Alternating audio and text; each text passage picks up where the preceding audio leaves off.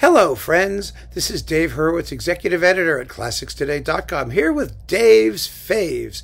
And today I want to talk to you about Shostakovich's Symphony No. 10.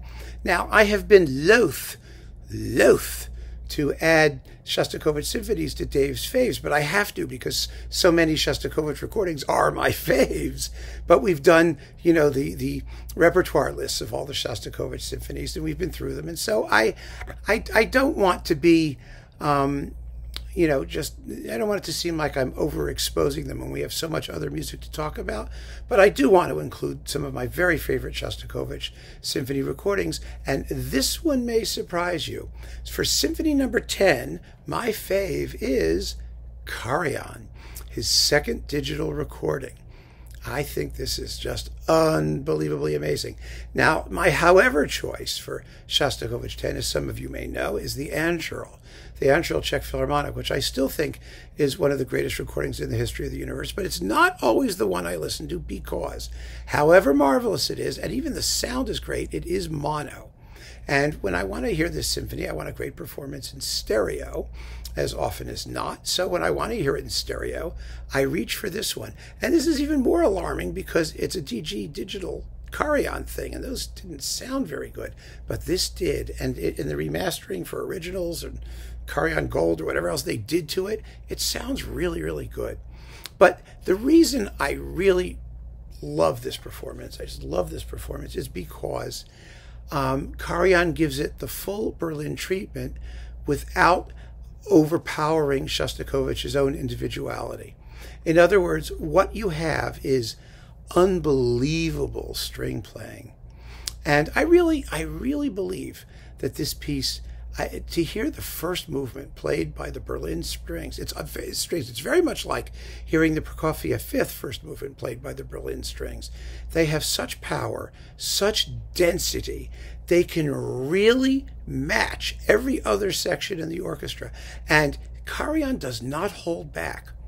The brass really rip. He lets them go, and he lets the percussion go. My God, you can hear the tam-tam. You can hear all the percussion stuff.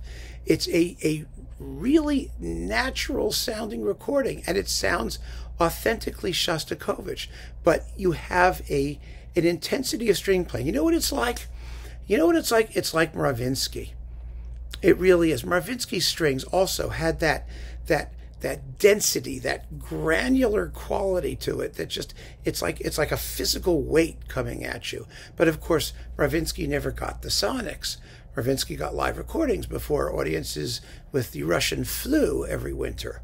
And his performances of the 10th, for example, it's so hard to find one that sounds good, where he's on top of his game, and the sound isn't just irritating as hell because of all the performance noises. But that obviously is not an issue with Karajan. The first movement of Shostakovich's 10th is such a remarkable piece, and it's in a sonata form, that Shostakovich really kind of, he didn't pioneer it. He enlarged it. Because the inventor of the Shostakovich first movement form was Tchaikovsky. Tchaikovsky in his Fourth Symphony.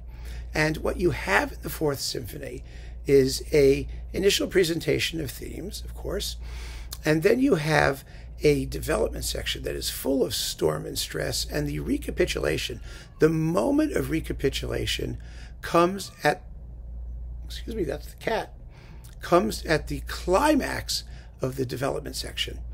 And he does that in the 5th, and he does it in the 7th, and he does it in the 8th, and he does it in the 10th.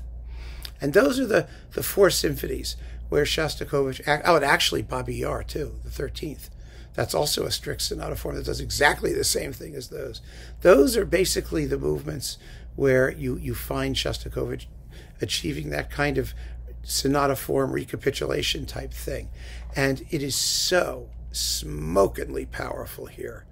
And the reason it's so powerful is because the weight of the recapitulation is carried by the string section. And it's extraordinary, absolutely extraordinary. After the big climax with the da-da, crash, boom, then the strings come in, bum bum bum ba da da da da da da da da da da da da. It goes on, and they go on and on for several minutes. with unremitting power and intensity. And it's stunning. It's absolutely stunning. And Karajan does not stint on the Stalin scherzo. It's as violent and nasty and almost as quick as anybody else's. Actually, it's quicker than most other people. The other two movements are beautifully paced. It's just a phenomenal performance. It really, really is. So, my choice, Dave's fave in Shostakovich 10th, when I'm in the Shostakovich 10th mood, is Karajan in Berlin on Deutsche Grammophon.